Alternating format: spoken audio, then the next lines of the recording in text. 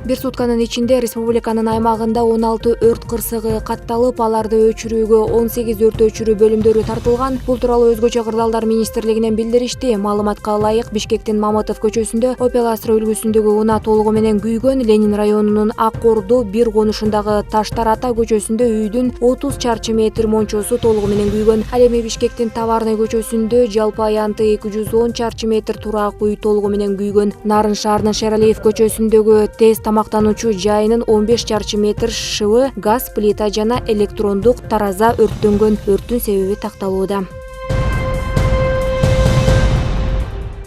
Кыргызстанда 26 ноябрга карата ковид илдетинен каза болгондордун саны 1251ге жетти. Акыркы сутка ичинде 6 бейтап каза болду. Бир сутка ичинде COVID-19 илдетинен 227 учуру катталды. Өлкөдө коронавирус жуктуруп алгандардын жалпы саны 71171ге жетти. Ал эми сутка ичинде 439 бейтап айыгып, жалпы сакайгандардын саны 57760-ты түзүүдө. Сутка ичинде дагы 16 медициналык кызматкер коронавирус жуктуруп алган аныкталды. Алардын ичинен 1 медкызматкер кызыл зонада жуктурган. Ал эми стационардан 5, үй карантининен 3 медкызматкер айыгып чыгарылган.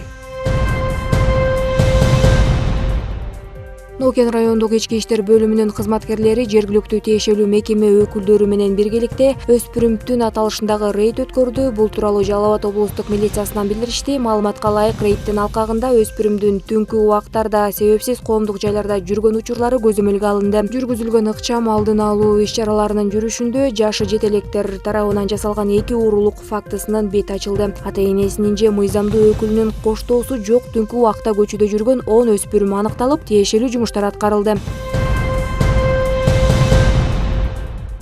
Бишкекте той кортежинин 2 унаасына жол эрежесин бузгандыгы үчүн 30.500 сом айып пул салынды. Бул тууралуу милициянын кайгуу кызматы кабарлады. Социалдык тармактарда унаасынын алдыңкы жана каптал айнектерин караңгылатып, жол эрежесин одуна бузган той кортежинин видеосу тараган. Издөө иш-чаралары жүргүзүлүп, жыйынтыгында 19 жаштагы айдоочуга таандык 2 унаа аныкталган. Айдоочуга карата бузуулар кодексине ылайык 3 протокол түзүлүп, 30.500 сом айып салынган. Учурда бул видеодо тартылган калган автоунааларды аныктоо жана издөө иштери жүрүп жаткандыгы кабарланды. Улуттук банк ноябрь айында 8-чи жолу интервенция жасады. Маалыматка караганда, бул жолу валюта рыногуна 3 миллион 100 миң доллар сатылды. Сомдун курсун туруктуу сактоо максатында ноябрь айында жалпысынан 11 миллион 550 миң доллар сатылды. Жыл башынан бери Улуттук банк 22 ирет интервенция жасады. Кыргызстанда доллардын расмий курсу 84 сом 80 тыйын, коммерциялык банктарда жана акча алмаштыруучу жайларда 85 сомго чейин бааланууда.